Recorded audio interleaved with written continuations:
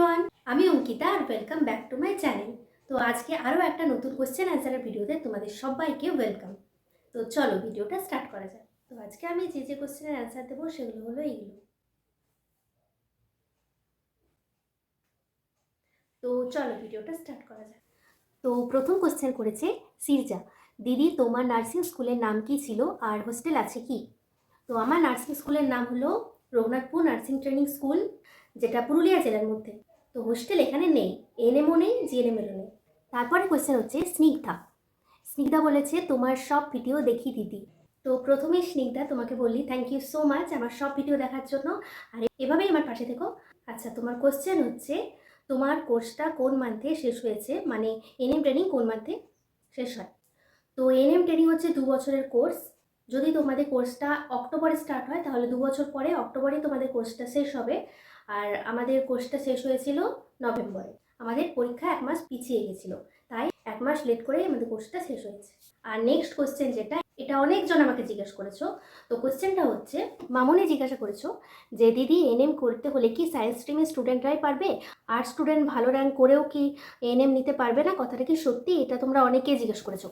তো দেখো, কথাটা একদমই পুরোপুরি মিথ্যে।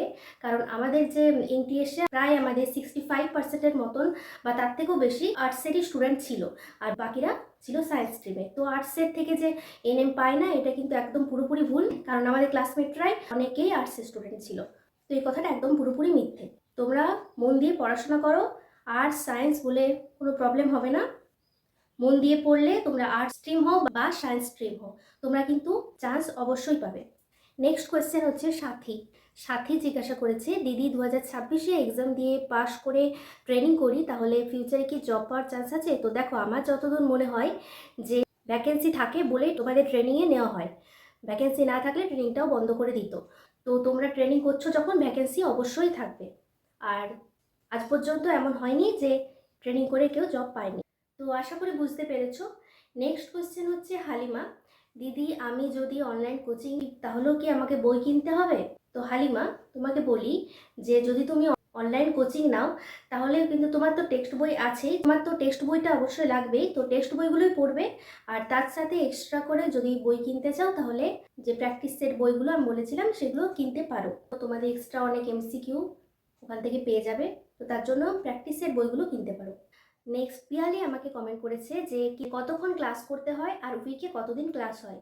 তো আমি এ নিয়ে আগে বলেছিলাম, তাও বলে দিচ্ছি। ক্লাস হয় তোমাদের মর্নিংয়ে 8টা থেকে বিকেল 4টে পর্যন্ত, আর শনিবার দিন হয় মর্নিংয়ে 8টা থেকে দুপুর 12টা পর্যন্ত। আর উইকে তোমাদের 6 দিন হয়, সানডেটা তোমাদের অফ থাকে। আর জিএনএম বা এনএম কোনো ইয়ারই ফার্স্ট ইয়ারে তোমাদের ইভিনিং ডিউটি বা নাইট ডিউটি থাকে না। তো সেকেন্ড ইয়ার থেকে যখন ইভিনিং ডিউটি নাইট ডিউটি থাকবে জিএনএমদের, তখন তোমাদের একটু টাইমিংটা চেঞ্জ হয়। আর এএনএমদেরও ইভিনিং ডিউটি কিছুদিন থাকে সেকেন্ড ইয়ারে, আর নাইট ডিউটি 7 দিন থাকে। নেক্সট কোয়েশ্চেন হচ্ছে ইব্রাহিম বলেছে দিদি আমার এখন এইচএস এক্সাম চলছে, তো আমি কি এপ্রিল মাস থেকে স্টাডি করলে সিলেবাস শেষ করতে পারবো? এ নিয়েও অনেকেই কোয়েশ্চেন করেছো। তো অ্যান্সারটা হলো যে তোমরা অবশ্যই পারবে, কারণ তোমরা এইচএস দিচ্ছ। তো তোমাদের যে লাইফ সায়েন্স পড়াটা ক্লাস 9-10-এ, সেটা তোমরা রিসেন্ট পড়ে এসছো, বেশি দিন হয়নি। লাইফ সায়েন্স, ফিজিক্যাল সায়েন্স বা ইংলিশ আর ম্যাথ, তো এগুলো তোমাদের কনসেপ্টটা এখন পুরোপুরি মনেই আছে। আর যেটুকু এক্সট্রা করে তোমাদের পড়তে হবে সেটা তো বলেছি, জেনারেল নলেজ আর রিজনিং, এই দুটো তোমাদের এক্সট্রা করে পড়তে হবে, কারণ এগুলো তোমরা ক্লাস 9-10-এ পড়োনি বা 11-12-ও পড়োনি। তো এগুলো পড়তে হবে। তাছাড়া কনসেপ্ট যেহেতু তোমাদের ক্লিয়ার আছেই, তো তোমরা শুধু এক্সট্রা করে এমসিকিউ মুখস্থ করবে। আর যদি কিছু যদি কিছু চ্যাপ্টার ভুলে গিয়ে থাকো সেগুলো আবার রিকল করবে আর রিভাইজ করবে। তো হ্যাঁ, পারবে। তোমাদেরকে এই কমার্স যেহেতু তোমাদের টাইম কম আছে, তাই তোমরা মন দিয়ে পড়ো এবং পড়াতেই টাইমটা বেশি দাও, তাহলেই তোমরা অবশ্যই পারবে। তো আজকের ভিডিওটা ছিল এই অবধি। তোমাদের সবারই কেমন লাগলো ভিডিওটা জানিও, আর ভিডিওটা ভালো লাগলে লাইক, কমেন্ট, শেয়ার আর সাবস্ক্রাইব করে দিও। আর যদি তোমাদের কিছু কোয়েশ্চেন থাকে তোমরা আমাকে কমেন্টে জানাও। দেখা হচ্ছে নেক্সট ভিডিওতে। তো ততক্ষণের জন্য টাটা, সবাই খুব ভালো থেকো।